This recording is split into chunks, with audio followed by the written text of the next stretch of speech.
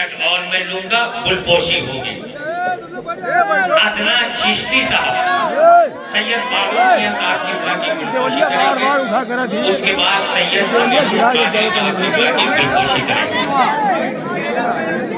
اور غلام دستگیر انصاری صاحب یہ سید امین القادری صاحب کی بلا کی گلپوشی کریں گے۔ نعرہ تکبیر، نعرہ رسالت، اولاد مولائے کائنات شہزادہ غوث العالم۔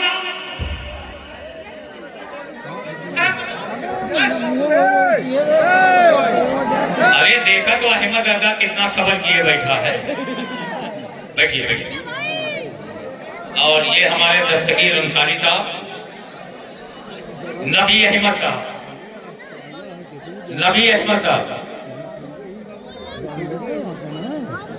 اور ٹاڈا کی چیئر پرسن چیئرمین محترمہ سوانہ ناز صاحبہ کی طرف سے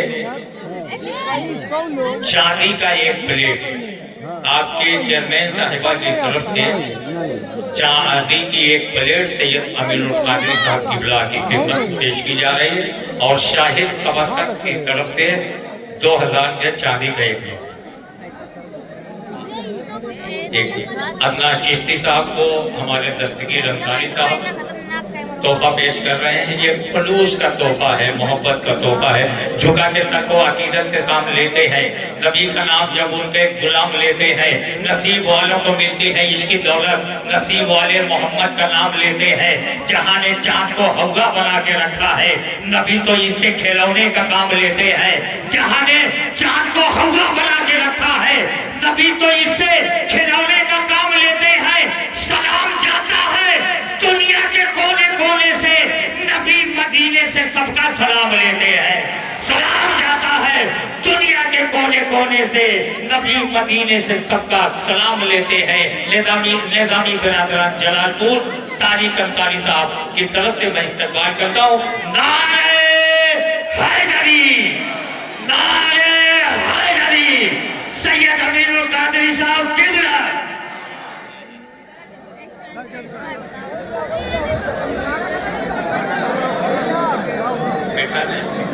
حضور ایک آرزو لوگوں کی خواہش مان لیجئے، لیکن اگر مناسب ہو تو چیئر پہ بیٹھنا، یہاں صاحب آستانہ آرام فرما رہے ہیں،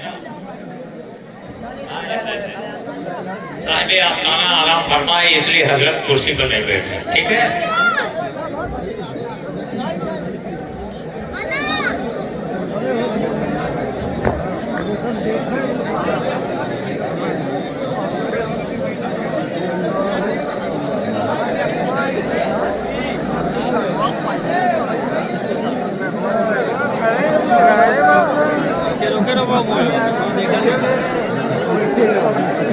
ارے یہاں تو آٹو میں کرایہ لگا یار۔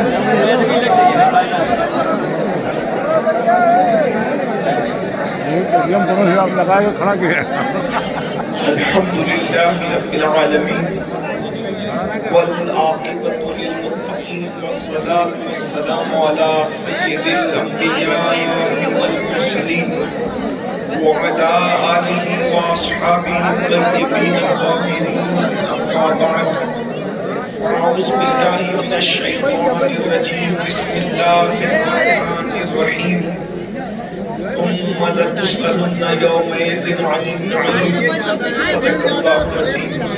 غوث اعظم بمنے بے سب اسامہ مدد، قبلہ می مدد، کعبہ ایمان مدد، انتظار کرم دستمن عینی را، اے خدا جو خدا بینو خدا دا مدد، بکرتاب بلا افتاد کشتی، ضعیفان و شکستارا تو کشتی، وحق کے خواجہ عثمان ہارون، مدد کن مدد کن مدد کن یا الدین چشتی۔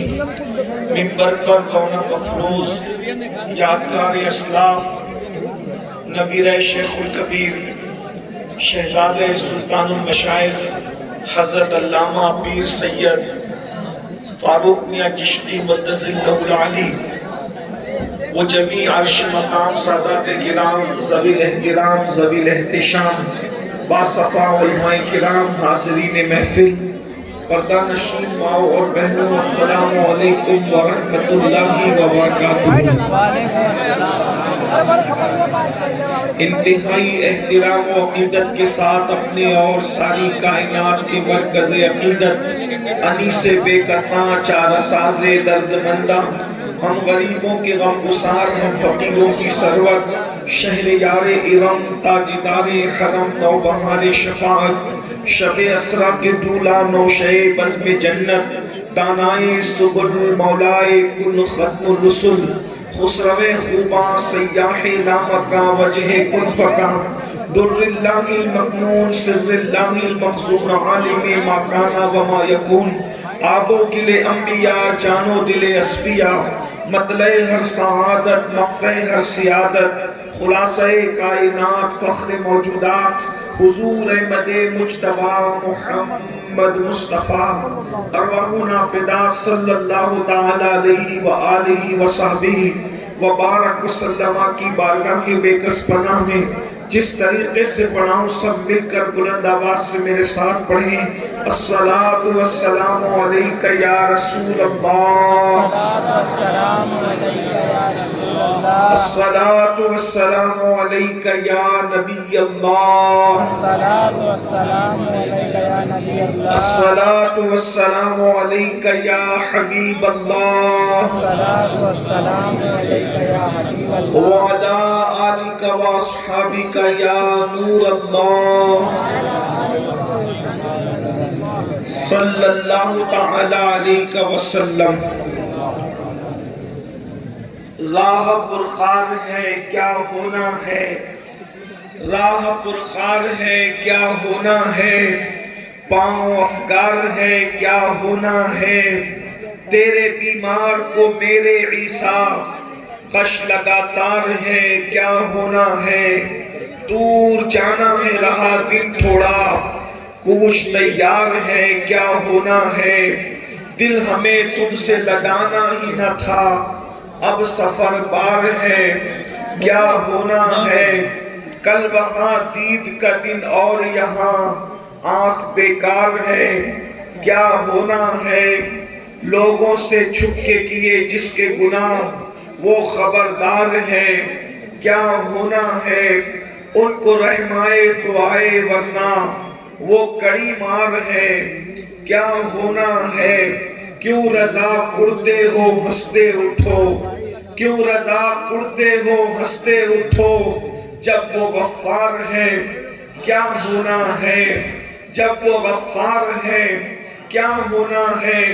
आज की ये महफिल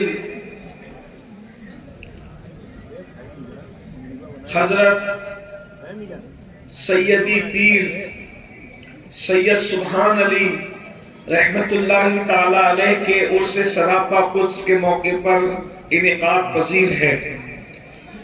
ये उर्स अब 200 साला उर्स हम सब मनाने का शरफ हासिल कर रहे हैं, यानी तकरीबन आज की शब में सैयदी सैयद सुभान अली रहमतुल्लाहि ताला अलैह आज से 200 साल पहले इस दुनिया से तशरीफ ले गए और आज उनके आस्थाने पर आशिकों का ये उमड़ता हुआ सैलाब इस बात की गम्माज़ी कर रहा है कि अल्लाह के बरगुज़ीदा बंदे दुनिया से चले जाते हैं और उन्हें जाने के बाद सदियों बीत जाती है, फिर भी दुनिया उनको भुलाया नहीं करती बल्कि दुनिया उनको याद रखा करती है। उनके नाम पर जब भी आवाज दी जाती है तो हजारों लोग अपना आराम छोड़कर, अपनी राहतों को छोड़कर, अपना सुकून छोड़कर, अपना इत्मीनान छोड़कर, अपने नर्म और गर्म बिस्तर छोड़कर आजमाइश के मौसम में भी अपने बुजुर्गों की बारगाह में खिराज अकीदत पेश करने के लिए हाजिर हुआ करते हैं। उर्स क्यों होता है, उर्स का मकसद क्या है, उर्स क्यों मनाया जाता है? کبھی آپ نے سوچا، کبھی آپ نے غور کیا کہ دنیا کی جتنی قومیں ہیں مرنے کے دن ہر قوم غم مناتی ہے، ہر قوم ماتم کرتی ہے، ہر قوم روتی ہے، لیکن صرف ایک ہی قوم ہے جسے قوم مسلم کہتے ہیں، اور قوم مسلم میں بھی صرف اور صرف اہل سنت و جماعت جسے کہتے ہیں، وہ اپنے بزرگوں کے وصال کے دن ماتم نہیں کرتے، وہ اپنے بزرگوں کے وصال کے دن روتے نہیں ہیں، وہ اپنے بزرگوں کے وصال کے دن غم نہیں کرتے ہیں، بلکہ وہ عرس کرتے ہیں، اور عرس ہمیشہ خوشی کے موقع پر کیا جاتا ہے، اس لیے کہ قمقمے خوشی کے موقع پہ لگائے جاتے ہیں، سندل خوشی کے موقع پر استعمال ہوتا ہے، چادریں خوشی کے موقع پہ چڑھائی جاتی ہے، پھول خوشی کے موقع پہ چڑھائے جاتے ہیں۔ کیا کبھی آپ نے کسی مرنے والے کی موت پر کسی کو خوشی مناتے دیکھا ہے؟ اللہ اکبر! آپ ذرا غور کریں، صرف مسلمانوں میں، اہل سنت و جماعت میں اللہ والوں کے دنیا سے جانے پر اس دن کو عرس قرار دیا جاتا ہے۔ وجہ کیا ہے؟ وجہ یہ ہے، ہمیں اتنا یقین ہے دوسرے لوگوں کا معاملہ وہ جانے کہ ان کے مرتے ہیں تو کہاں جاتے ہیں، ان کے مرتے ہیں تو کیا ہوتا ہے، لیکن ہمارا عقیدہ یہ ہے جب قبر میں بندہ مومن پہنچتا ہے تو اس کو مصطفیٰ جان رحمت کا دیدار نصیب ہوتا ہے۔ اسی لیے تو سنی کہتا ہے کہ ہمیں مدینے جانے سے جتنی خوشی ہوتی ہے اس سے زیادہ خوشی ہمیں مر جانے میں ہوتی ہے، کہ مدینے جاؤ تو گنبد نظر آتا ہے اور مر جاؤ تو گنبد والا نظر آتا ہے۔ قبر میں نہلائیں گے تا حشر چشمے نور کے جلوہ فرما ہوگی، جب طلعت رسول اللہ کی خاک ہو کر عشق میں آرام سے سونا ملا، جان کی ایک زیر ہے الفت رسول اللہ کی۔ ارے گنبد کی زیارت کرو تو کوئی آگے ہٹا سکتا ہے، لیکن ایمان پر دنیا سے چلے جاؤ تو قبر میں وہ دیدار ہوگا، نہ کوئی ہٹانے والا ہوگا، نہ کوئی مخل ہوگا، بلکہ کیفیت یہ ہوگی تو مجھے دیکھ لے میں تجھے دیکھ لوں، دیکھنے کا مزہ آج کی رات ہے۔ عرس ہے، یہ عرس ہے، یہ عرس ہے۔ جب اللہ کا ولی دنیا سے جاتا ہے تو فرشتے اس کی قبر میں اس کو کہتے ہیں نم کنومت العروس، سو جا ایسے جیسے پہلی رات کی دلہن سوتی ہے۔ میرے پیارے آقا صلی اللہ علیہ وآلہ وسلم کے پیارے دیوانوں، اندازہ تو فرمائے، فرشتے اس اللہ کے برگزیدہ بندے سے کہتے ہیں نم کنومت العروس، ایسے سو جا جیسے پہلی رات کی دلہن سوتی ہے۔ نیچے فرشتے اس کو نم کنومت العروس کہتے ہیں اور اوپر اس کا عرس منایا جاتا ہے۔ لیکن یاد رکھنا، عرس سب کا نہیں منایا جاتا، سب کا عرس نہیں کیا جاتا، اس لیے کہ سب کی قبر جنت کے باغوں میں سے باغ نہیں ہوتی، سب کی قبر جنت کے ٹکڑوں میں سے ٹکڑا نہیں ہوتی، سب کی قبروں کے اندر جنت کی باغ و بہار نہیں ہوتی۔ کچھ ایسے بھی تو ہوتے ہیں اللہ اکبر جو دنیا سے جاتے ہیں مگر اللہ اکبر ان کو قبروں میں سکون نہیں ملتا۔ یاد رکھنا اے اللہ کے مقدس بندے کا عرس منانے کے لیے آنے والوں، آئیے ذرا غور کریں، سب کی قبر جنت کے باغوں میں سے باغ نہیں بنتی، بلکہ کچھ لوگوں کی قبر جہنم کے گڑھوں میں سے گڑھا بن جاتی ہے، اسی لیے سب کا عرس نہیں منایا جاتا۔ اللہ اکبر! اب آئیے ذرا سوچئے، ہم سب اپنے حال پر غور کریں، ہم سب اپنی کیفیت پہ غور کریں۔ قبروں کا سکون، قبرستان کا سکون ہمیں دھوکے میں نہ ڈال دے، قبرستان کا سکون ہمیں فریب میں نہ ڈال دے۔ اللہ اکبر! ہمیں یوں لگتا ہے کتنے سکون سے یہ مردے سو رہے ہیں، مگر یاد رکھنا مردے سب سکون سے نہیں سوتے، بلکہ کسی کی قبر جنت کے باغوں میں سے باغ ہے۔ ایک بات یہ بھی آپ کو بتا دوں، یہ 2 گز زمین کا ٹکڑا سمجھ کے دھوکہ مت کھانا۔ اللہ اکبر! یہ 2 گز زمین صرف نہیں ہے، اللہ جن سے راضی ہے، جنہوں نے اللہ کو راضی کر لیا ہے، جنہوں نے اللہ کو منا لیا ہے، جنہوں نے قدرت کا قرب اختیار کر لیا ہے، جن کا خاتمہ جن کا خاتمہ اللہ کی رضا پہ ہوا ہے، جن کا خاتمہ اللہ اکبر ایمان پر مصطفیٰ جان رحمت کی وفا پر ہوا ہے، وہ تو بہت سکون سے سوتے ہیں۔ اس قبر میں جنت کی نہریں بھی جاری ہیں، اس قبر میں باغ بھی لگے ہوئے ہیں، وہ قبر تنگ حد نگاہ کشادہ ہے، مشرق سے مغرب تک وہ قبر کشادہ ہے۔ یہ اللہ والوں کی قبریں ہیں، اس کو چھوٹا سا ٹکڑا مت سمجھنا، اندر وہ بہاریں ہیں کہ اگر دیکھ لو تو پاگل ہو جاؤ۔ اسی لیے تو قرآن کہتا ہے یؤمنون بالغیب، جو غیب پر ایمان لائے۔ اسی لیے یاد رکھو وہ اندر بہت بڑی جگہ ہے، وہ اندر تخت بھی ہے، اندر تاج بھی ہے، اندر جنتی لباس بھی ہے، اندر بزرگوں کا آنا جانا بھی ہے، اندر اللہ والوں کا آنا جانا بھی ہے۔ یہ بات اپنی جگہ ہے، بلکہ مجھے ایک بات یاد آئی، میں آپ کے سامنے پیش کروں۔ اللہ والے آتے جاتے رہتے ہیں، یہ قبروں کا معاملہ بڑا جدا ہے۔ سلطان محی الدین اورنگزیب کے دور میں ایسا ہو گیا تھا کہ بہت سارے لوگ جو ہے جعلی قبریں بنا بنا کر کے بیٹھ گئے تھے، کمانے کے لیے، مجاوری کرنے کے لیے جعلی قبریں بنا بنا کر کے بیٹھ گئے تھے۔ سلطان اورنگزیب کو جب پتا چلا تو اللہ اکبر، سلطان نے کہا کہ جو جعلی قبریں ہیں میں ان کو اکھاڑ دوں گا، اس کا طریقہ یہ ہوگا، اس کا طریقہ یہ ہوگا، میں جا کر کے سلام کروں گا، اگر میرے سلام کا جواب آیا تو قبر باقی رہے گی، ورنہ قبروں کو اکھاڑ کر پھینک دوں گا، چاہے کتنا ہی بڑا گنبد ہو، چاہے کتنا ہی بڑا مینار ہو۔ بادشاہ ضدی بھی تھے، بادشاہ شریعت کی ننگی تلوار بھی تھے، قبروں پر جاتے سلام پیش کرتے، جواب آتا، قبروں کو باقی رکھتے، جواب نہیں آتا، اکھاڑ کر پھینک دیتے۔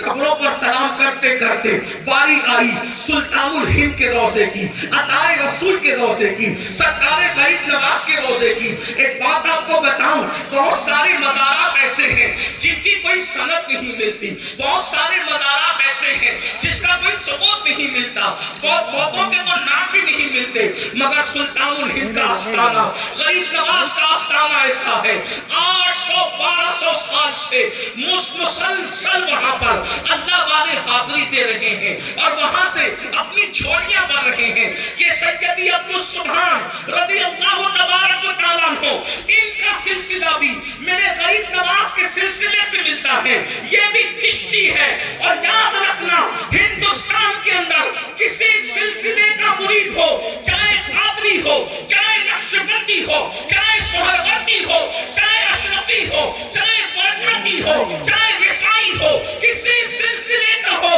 جو ہندوستان میں ہے، پہلے وہ چشتی ہے، بعد میں وہ سب کچھ ہے۔ اس لیے کہ ہندوستان کی سرزمین پر جو اسلام کا پرچم لہرانا ہے، اس میں چشتی بزرگوں کا فیضان موجود ہے، بزرگان چشت کی محنتیں ہیں۔ غریب نواز نے دلی میں بختیار کاکی کو بٹھایا، بابا فرید الدین گنج شکر کو بٹھایا، محبوب الہی کو بٹھایا، مکتوم اشرف جہانگیر سمنانی کو بٹھایا، بندہ نواز کے سلطناز کو بٹھایا۔ جب تک ہندوستان میں ہزاریں گونجتی رہے گی، وہ چشتی بزرگان دین کی بارگاہ میں خراج عقیدت پیش ہوتا رہے گا۔ سلطان الہند غریب نواز نے 90 لاکھ کو ایمان کی دولت عطا فرمائی۔ اللہ اکبر، ان کے آستانے پر سلطان محی الدین اورنگزیب عالمگیر پہنچتا ہے کہ یہ روضہ بھی تو معاذاللہ جعلی نہیں، سلام کیا۔ حیرت کی بات یہ ہے، اتنا مستند روضہ، سلام کیا، جواب نہیں آیا، دوسری مرتبہ سلام کیا، جواب نہیں آیا۔ اورنگزیب کو وسوسہ آنے لگا، دو بار سلام کیا، جواب نہیں آیا، تیسری مرتبہ دھڑکتے دل سے جواب دیا، سلام کیا، اب بھی دیر تک جواب نہیں آیا۔ اورنگزیب نے سوچا کیا اب تک ہم دھوکے میں تھے، کیا اب تک لوگ دھوکے میں تھے؟ جیسے یہ سوچنے لگا، تھوڑی دیر کے بعد سلام کا جواب قبر انور سے آیا۔ اورنگزیب کی آنکھوں میں آنسو تھے، کیا آزمائش ہوئی، میں نے کیا غلطی کر دی کہ مرشد نے 3 مرتبہ سلام کے بعد جواب دیا؟ ذرا غور سے سنو اور یاد رکھو، اپنے عقیدے کو مضبوط کرو۔ اس لیے کہ یقین والوں کو سب کچھ ملتا ہے، دنیا یقین کو کچھ نہیں ملتا۔ حضور شیخ الاسلام نے کہا تھا یقین والے کہاں سے چلے کہاں پہنچے، یقین والے کہاں سے چلے کہاں پہنچے، جو اہل شک ہیں اگر میں مگر میں رہتے ہیں، شک والے مت بنو یقین والے بنو۔ آج دنیا کے اندر شک پیدا کیا جا رہا ہے، یہ ولی لوگ تو مٹی کا ڈھیر ہے، یہ ولی لوگ تو اپنے نام پر سے مکھی نہیں ہٹا سکتے۔ ایک بات میں اپنے جوانوں سے کہنا چاہتا ہوں، قرآن کی آیت پڑھی جاتی ہے کہ ولی لوگ نام پر سے مکھی نہیں ہٹا سکتے، ان کو کیوں پکارتے ہو؟ میں نے پوچھا یہ بتاؤ، یہ جو نام پر سے مکھی نہیں ہٹا سکتے، یہ جو قرآن کہہ رہا ہے کیا ولیوں کے لیے کہہ رہا ہے؟ مجھے بتاؤ کیا قبر والے کی نام پر کبھی مکھی بیٹھے دیکھی ہے آپ نے؟ قرآن مقدس تو یہ کہتا ہے ارے ان کو کیوں پکارتے ہو، ان کی کیوں عبادت کرتے ہو جو اپنی نام پر بیٹھی بھی مکھی نہیں ہٹا سکتے؟ اور پھر پیار لوگ ان آیتوں کو ولیوں پہ چسپا کرتے ہیں کہ یہ اپنی نام پہ بیٹھی بھی مکھی نہیں ہٹا سکتے۔ ارے نادان، قبر والے کی نام پر تو مکھی بیٹھ بھی نہیں سکتی، اس لیے کہ جو قبر کے اندر ہے اس کی نام پر مکھی کیسے بیٹھ سکتی ہے؟ اور رہی بات قرآن جب یہ کہہ رہا تھا کہ یہ اپنی نام پہ بیٹھی بھی مکھی نہیں ہٹا سکتے، تو اس دور میں کون سے ولی کا مزار تھا؟ کہاں عرس ہو رہا تھا، کہاں سندل ہو رہا تھا، کہاں ولی کے نام پر جو ہے نعرے لگ رہے تھے جو قرآن منع کر رہا تھا۔ ظالموں، تم نے قرآن کے ساتھ کھلواڑ کیا ہے، تم بدترین مخلوق ہو، خدا کی آیتوں کے ساتھ مذاق کرتے ہو، خدا کی آیتوں کے ساتھ ٹھٹا کرتے ہو۔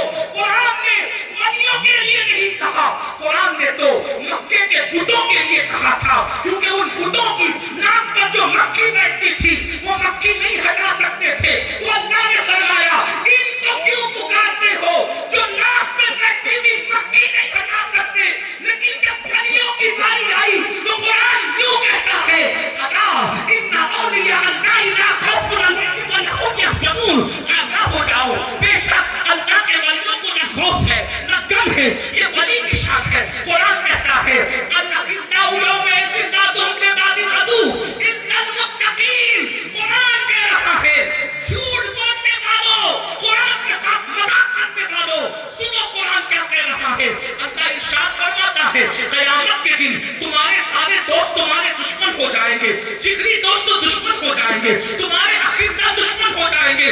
اللہ فرما رہا ہے تیرے گہرے دوست تیرے دشمن ہو جائیں گے، وہ کام نہیں آئیں گے۔ الا المتقین، قیامت میں تو متقی لوگ کام آئیں گے۔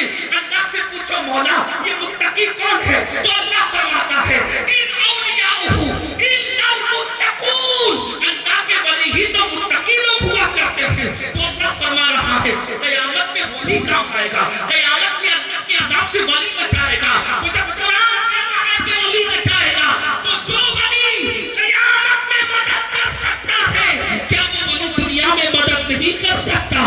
جو ولی اللہ کے عذاب سے بچا سکتا ہے وہ ولی دنیا کی مصیبتوں سے نہیں بچا سکتا۔ اس لیے یاد رکھنا ولیوں کے لیے شک پیدا کرنے کی کوشش کی جاتی ہے۔ میں آپ سے یہ کر رہا تھا یقین پیدا کرو۔ اورنگزیب کی آنکھوں میں آنسو آ گئے، تین مرتبہ میں نے سنا کیا لیکن تیسری مرتبہ میں جواب آیا، پہلی مرتبہ میں جواب نہیں آیا، دوسری مرتبہ میں جواب نہیں آیا، تیسری مرتبہ جواب کیوں آیا؟ اورنگزیب خوب روئے اور مرشد کی بارگاہ میں عرض کیا یا غریب نواز اس رات سے مجھے آگاہ کرے، آخر تیسری بار جواب کیوں آیا؟ جا کر کے گئے اور جب سو گئے تو خواب میں غریب نواز کا دیدار ہوا۔ غریب نواز فرماتے ہیں اورنگزیب جب تو میرے مزار پر آیا تھا اس وقت میری بات میری مزار پر میری قبر میں میری مزار میں میرے نانا مصطفیٰ جان رحمت تشریف لائے تھے اور میں ان سے گفتگو کر رہا تھا، ان سے گفتگو میں اتنا مصروف ہو گیا کہ تیرے سلام کا جواب نہ دے سکا۔ جب تیسری مرتبہ تو نے سلام کیا تو میرے نانا مصطفیٰ جان رحمت نے فرمایا معین الدین اس کو جواب دے دو ورنہ یہ ضدی تمہارے مزار کو نقصان پہنچا سکتا ہے۔ تب میں نے تیسری مرتبہ میں تجھے جواب دیا یہ قبر عام قبریں نہیں ہے، یہاں مصطفیٰ جان رحمت کا آنا جانا ہے، یہاں مولا علی کا آنا جانا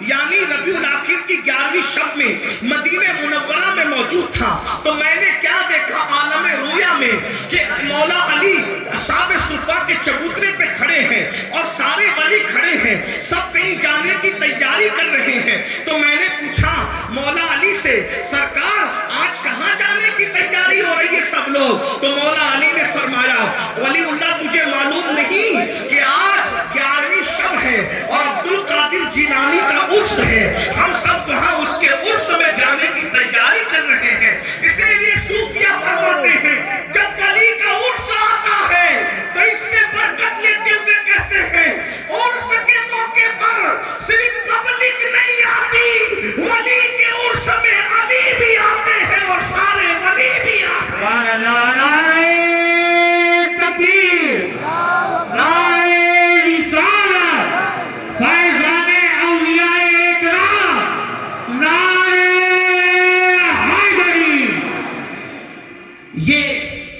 صرف ولیوں کے ساتھ ہے، ان کی قبر جنت کے باغوں میں سے باغ ہے۔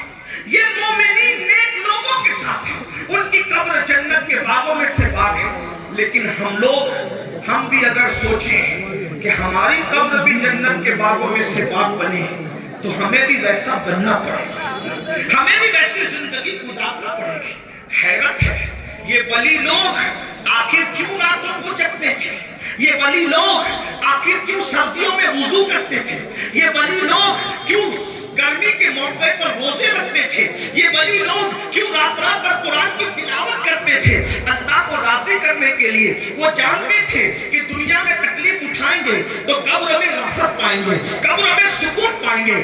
آج ہم ولیوں کے ماننے والے ہیں، لیکن ہماری زندگی ولیوں کا نام لیتے لیتے تو گزرتی ہے مگر ولیوں کے کردار سے دور ہے، ولیوں کے انداز زندگی سے دور ہے، ولیوں کی کرامتوں پر تو نعرے لگا رہے ہیں مگر ولیوں سے ہم نے سیکھا کیا ہے؟ آج ہماری زندگی کا حال یہ ہے، وہ اولیاء کرام جنہوں نے پوری زندگی کبھی نماز کو ترک نہیں کیا، کبھی نماز کو نہیں چھوڑا، آج ہمارا حال یہ ہے ولی کے ماننے والے پوری زندگی فجر کی نماز میں کبھی مسجد کا منہ بھی نہیں دیکھتے، مسجدوں سے کوسوں دور ہیں۔ اللہ اکبر، مجھے بتاؤ اتنی کڑاکے کی سردی میں جبکہ اللہ اکبر یہ کوہرا ہمارے سروں پر چھایا ہوا ہے، اتنی سردی میں ولی کی محبت میں بیٹھے ہو، لیکن مجھے خوشی ہے ہم دعا دے جاتے ہیں اللہ تم سب کو سلامت رکھے، تمہاری نسلوں کو سلامت رکھے، محبتوں کو سلامت رکھے۔ لیکن ایک سوال پوچھنا چاہتا ہوں، جلسے میں اتنے شوق سے آنے والوں، کیا نمازوں میں بھی اتنے شوق سے پہنچتے ہو؟ کیا مسجدوں میں بھی اتنے شوق سے پہنچتے ہو؟ سن لو، ہزاروں جلسے ایک پنڈے میں رکھا جائے اور ایک سجدہ ایک پنڈے میں رکھا جائے تو دونوں برابر نہیں ہو سکتے۔ کتنے میرے بھائی ایسے ہوں گے جو عشاء کی نماز پڑھے بغیر جلسے میں آئے ہوں گے اور جانے کے بعد فجر میں بھی سوتے پڑے رہیں گے۔ یاد رکھنا اے غلامان مصطفیٰ، کیا سوچتے ہو نماز چھوڑتے رہو گے پھر بھی جنت میں چلے جاؤ گے؟ نماز چھوڑتے رہو گے پھر بھی جنت قبر کے بعد قبر جنت کے باغوں میں سے باغ بن جائے گی؟ نہیں میرے بھائی، شاعری کی دنیا الگ ہے، حدیث کی دنیا الگ ہے۔ ہم لوگ تو ہتھیلی پر جنت لے کے گھوم رہے ہیں۔ بڑی معذرت کے ساتھ یہاں تو میری قوم کا حال یہ ہے، اس کا چہرہ دیکھو جنت مل گئی، اس کا چہرہ دیکھ لو جنت مل گئی، اس شیر پر یہ کہہ دو جنت مل گئی، اس شیر پر وہ کہہ دو جنت مل گئی۔ میرے عزیز، جنت اتنی سستی نہیں ہے، جنت اتنی آسان نہیں ہے۔ سن لو مصطفیٰ جان رحمت کا فرمان، سن لو تمہارے اور میرے نبی کا فرمان۔ اگر نبی کو مانا ہے تو نبی کی بات سنو۔ اللہ کے رسول فرماتے ہیں جس کی نماز نہیں ہے اس کا دین نہیں ہے، یہ اللہ کے رسول فرما رہے ہیں۔ اللہ کے سچے رسول صادق و مصدوق فرماتے ہیں کہ بے نمازی کے ساتھ بیٹھنے سے بھی پرہیز کرو۔ سیدنا ابو ہریرہ سے کہا بے نمازی کے ساتھ بیٹھنے سے بھی پرہیز کرو، اس لیے کہ بے نمازی جہاں بیٹھتا ہے اس پر اللہ کی لعنت برستی ہے۔ آپ سے پوچھنا چاہتا ہوں، جس پر دنیا میں لعنت برسے گی کیا اس کی قبر جنت کے باغوں میں سے باغ بنے گی؟ مسلمانوں ڈرتے کیوں نہیں ہو؟ اللہ سے لڑتے کیوں نہیں ہو؟ کیا اللہ کے عذاب کو برداشت کرنے کی طاقت ہے؟ کیا اللہ کے عذاب کو برداشت کرنے کی قوت ہے؟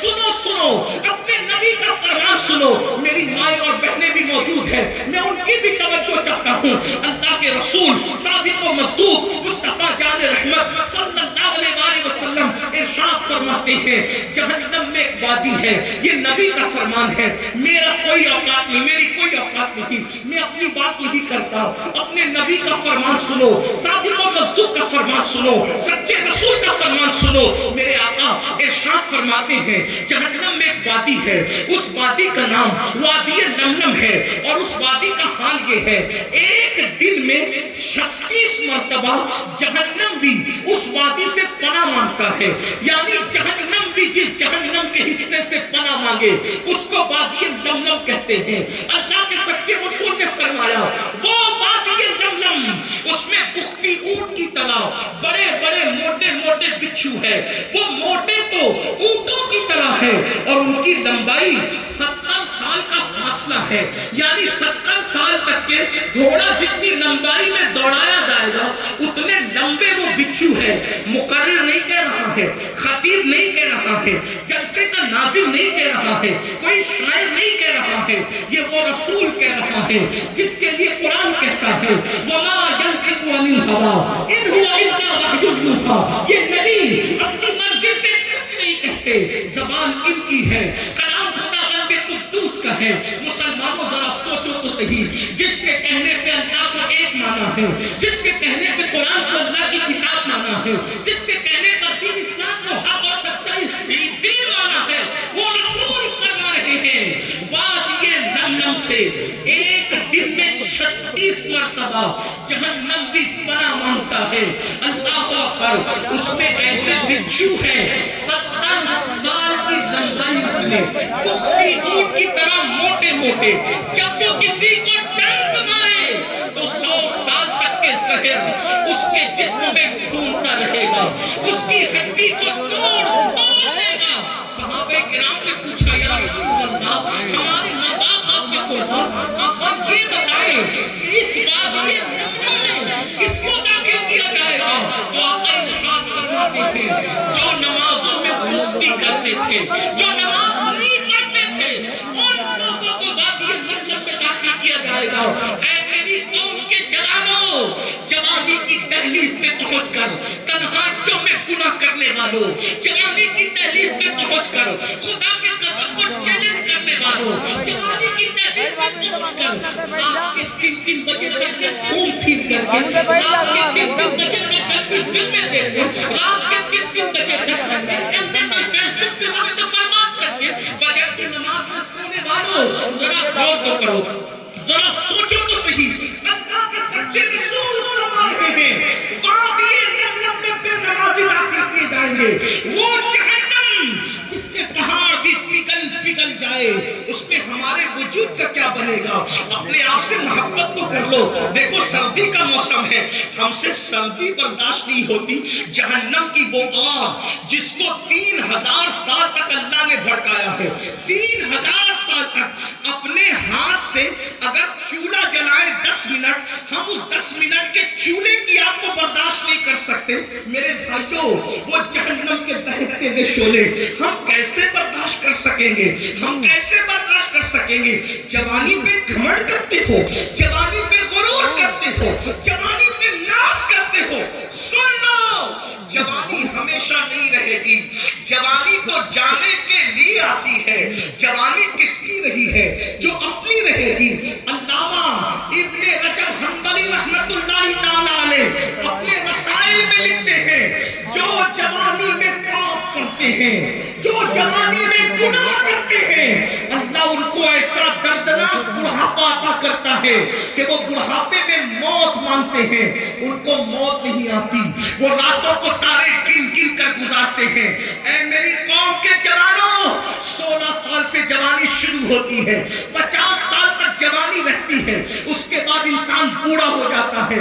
یہ جوانی کی بہاریں ہمیشہ نہیں رہے گی، یہ آنکھوں کا نور ہمیشہ نہیں رہے گا، یہ چہرے کا ابھار ہمیشہ نہیں رہے گا، یہ وجود میں طاقت ہمیشہ نہیں رہے گی۔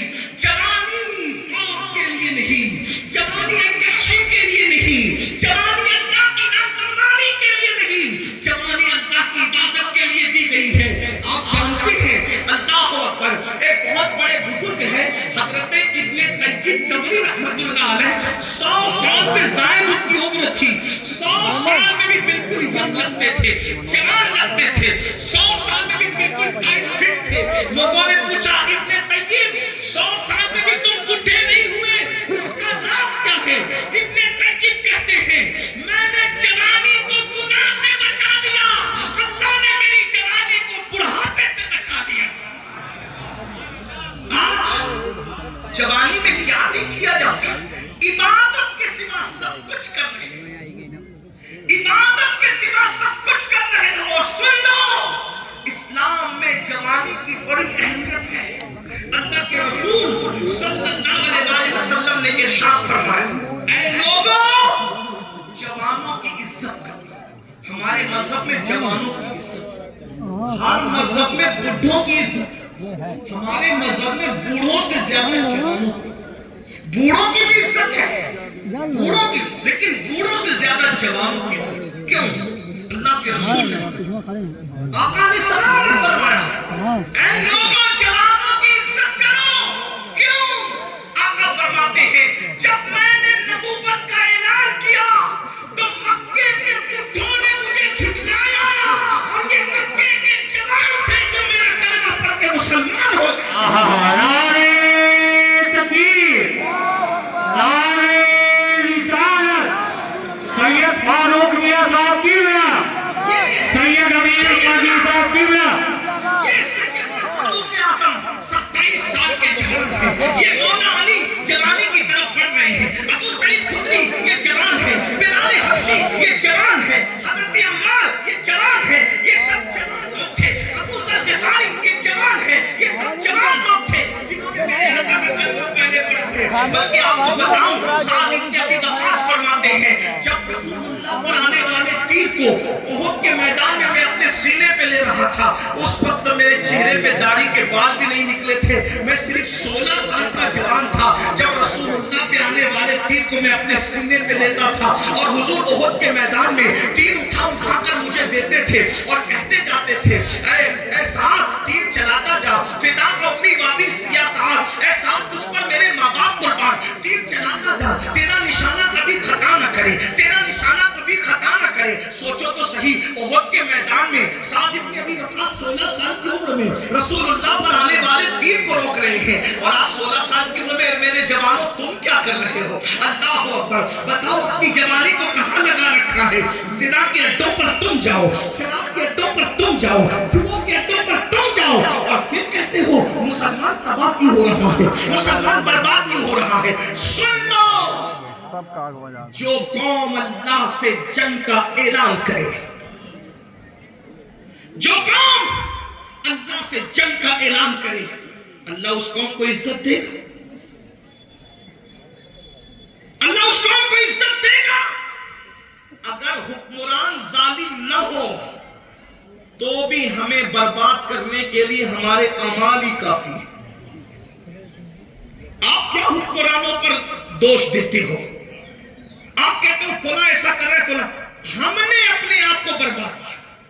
حکمران کسی کی مرضی سے طے نہیں ہوتے، ہمارا عقیدہ ہے حکمران بھی صرف اللہ کی مرضی سے طے ہوتے۔ جو قوم اپنی راتوں کو موبائل پر جوا کھیلتے ہوئے گزارتے، جس قوم کے ہاتھ میں تسبیح تھی، وہ قوم اگر موبائل لے کر کے جوا کھیلے، جوا کیا ہے کبھی سوچو؟ لاکھوں روپے برباد کر دیا۔ ایک ٹور والا میرے پاس آیا، اس نے کہا حضرت دعا کرو، کروڑوں روپے اندر ہو گیا۔ میں نے کہا کیسے؟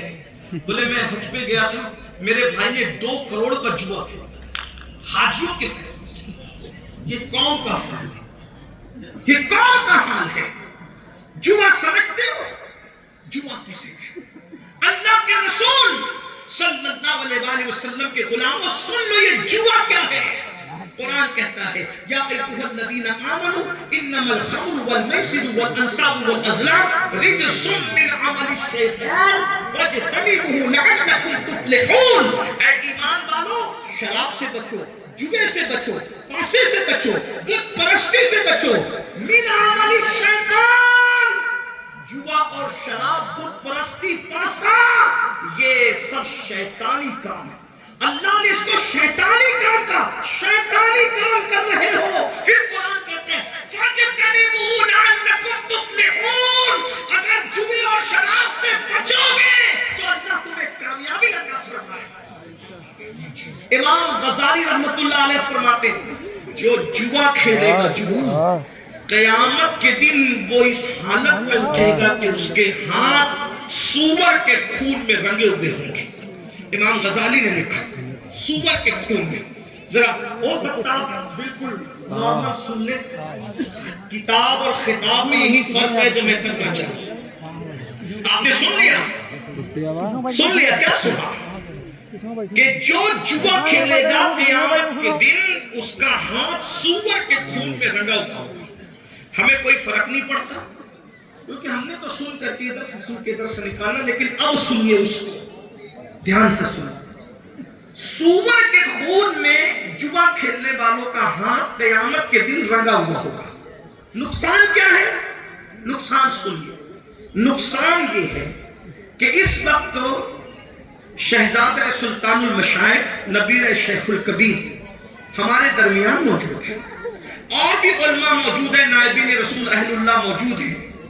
سب کی طرف یہ ہے میں حضرت سے مصافحہ کر کے ایک بار ہاتھ چوموں، سب کی طرف ہے۔ ہزاروں لوگ ایک ہی طرف سے یہاں بیٹھے ہیں، تقریر سنیں گے نہیں سنیں گے اس میں دلچسپی کم ہے، مصافحہ ہو جائے۔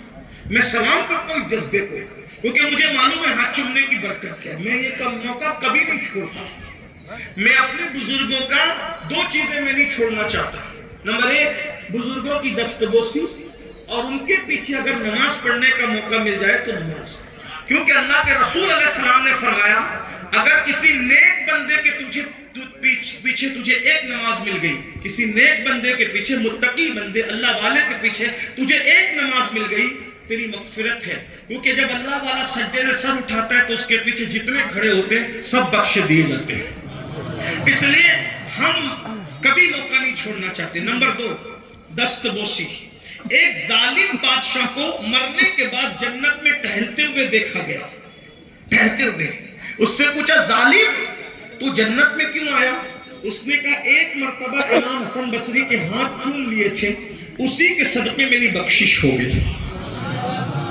لیکن اب اتنی بڑی بات کرنے کے بعد جو میں تمہیں مسافر کی اور ہاتھ چومنے کی فضیلت بتا رہا ہوں نا، اس کے بعد تم کو کچھ کہنا چاہتا ہوں، غور کیجیے۔ شیخ الکبیر کے نبیرہ کے ہاتھ چومنے کے لیے اتنی کڑاکے کی ٹھنڈی میں بیٹھے ہوئے ہو، وہ دن کیا دن ہوگا جس دن شیخ الکبیر کا نبیرہ نہیں ہے، شیخ الکبیر بھی نہیں، غوث اعظم بھی نہیں، غریب نواز بھی نہیں، بلکہ خود مصطفیٰ جان رحمت اپنی زلفوں کو لہراتے ہوئے میدان محشر میں تشریف لائیں گے، اور حضور اس محشر میں اپنی امت سے مصافحہ کریں گے۔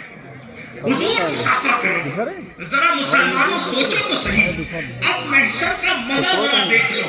محشر میں بھی کیا محشر ہوگا، قیامت میں بھی کیا قیامت ہوگی کہ جب آمنہ کا نام اپنے تخت پہ بیٹھ کر ہم جیسے غلاموں سے مصافحہ کر رہا ہوگا، کیا مزہ آ رہا ہوگا۔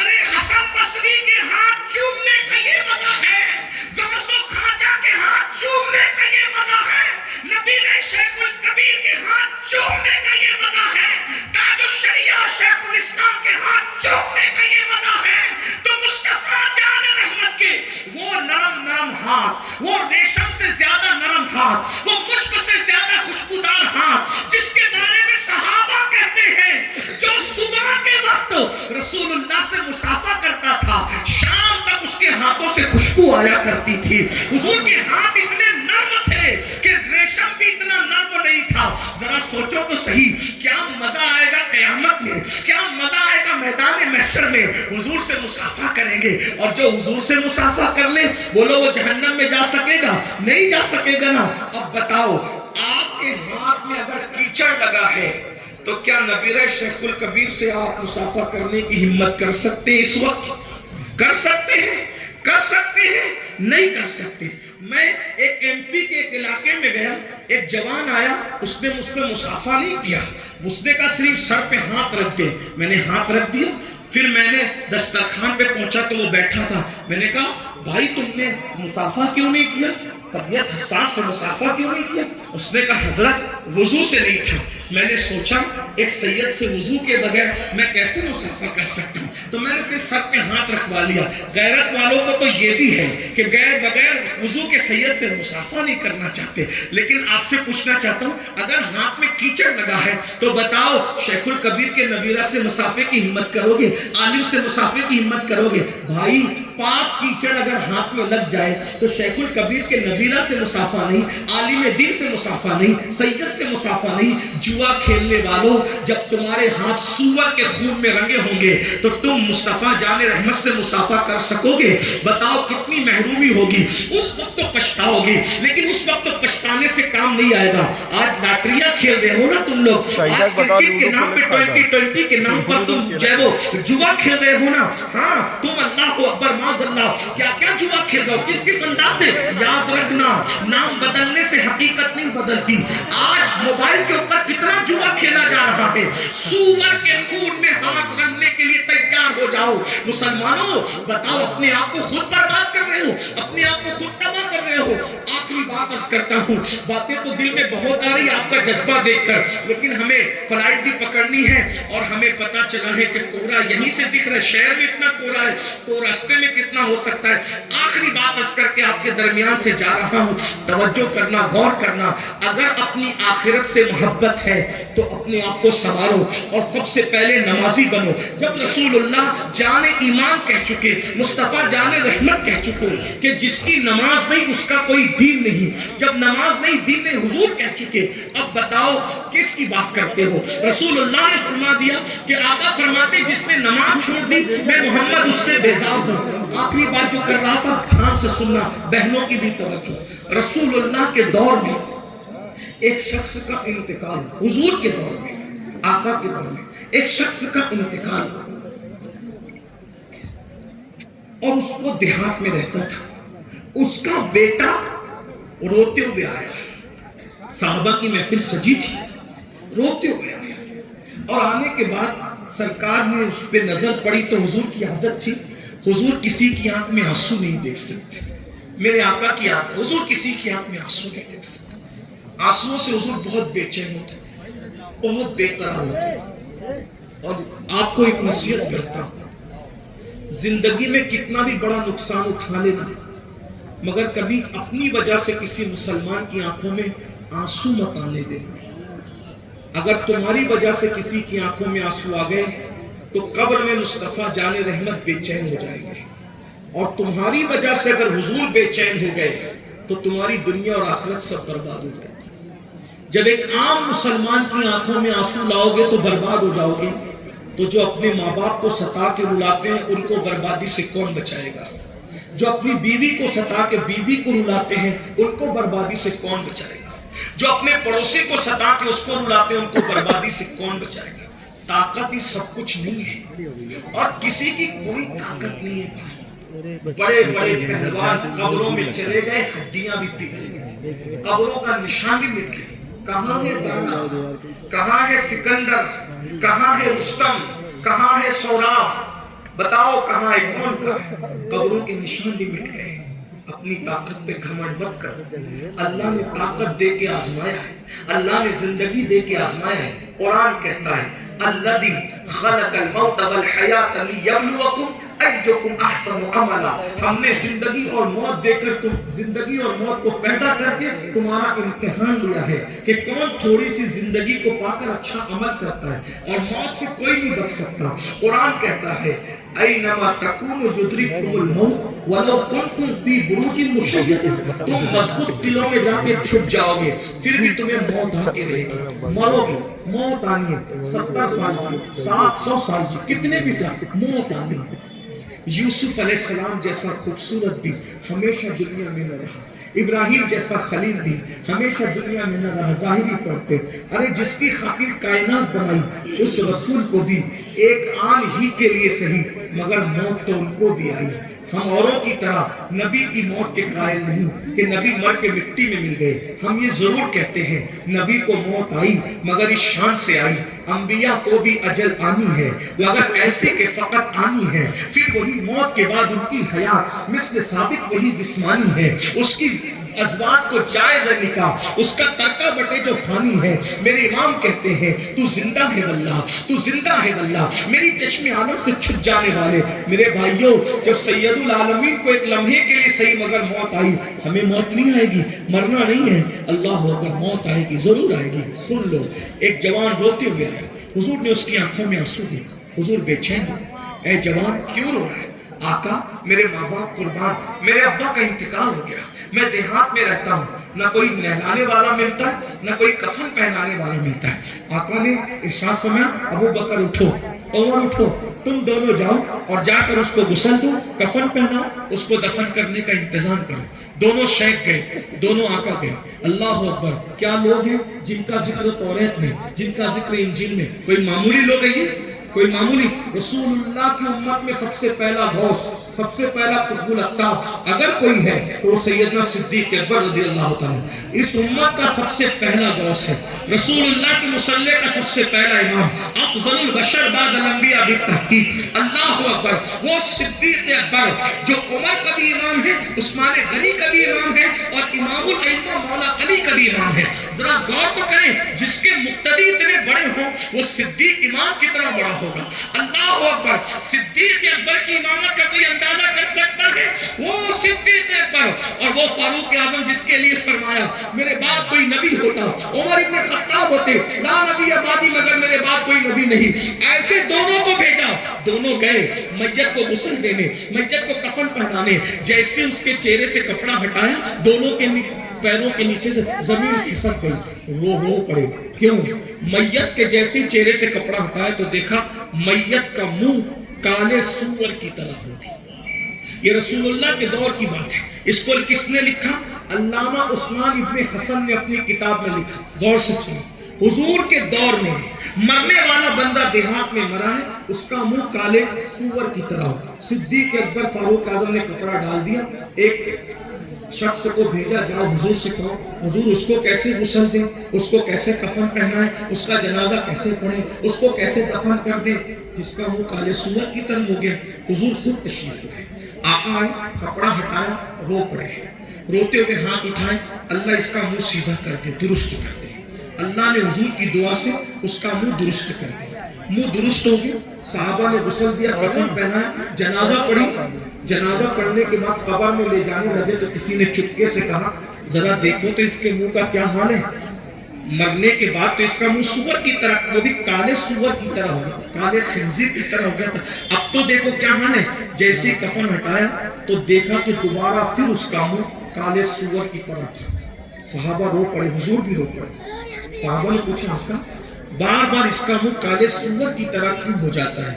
تو حضور علیہ السلام نے اس کے بیٹے کو بلایا، کہا سچ بتانا تیرا باپ کیا کرتا تھا، کیونکہ میرا اللہ کسی پہ ظلم نہیں کرتا، میرا اللہ ستار ہے، کسی کو یوں رسوا نہیں کرتا، بتا تیرا باپ کیا کرتا تھا۔ اس نے کہا آقا میرا باپ کوئی گناہ نہیں کرتا تھا، بس اس کی کمزوری یہ تھی کہ نماز کے وقت وہ سو جاتا تھا، نماز نہیں پڑھا کرتا تھا۔ میرے آقا نے ارشاد فرمایا اے میرے صحابہ سن لو، جو نماز میں سستی کرے گا جب وہ مرے گا اور قبر سے اٹھے گا تو اس کا منہ کالے سور کی طرح ہو جائے گا، وہ قیامت میں کالے سور کا منہ لے کے اٹھے گا، یہ اللہ کے رسول نے فرمایا۔ اب آپ سے پوچھتا ہوں، چہرے پہ پھنسی آئے تو شرم آتی ہے، جب نماز نہیں پڑھتے اللہ کی بارگاہ میں کالے سور کا منہ لے کر کے جاؤ گے؟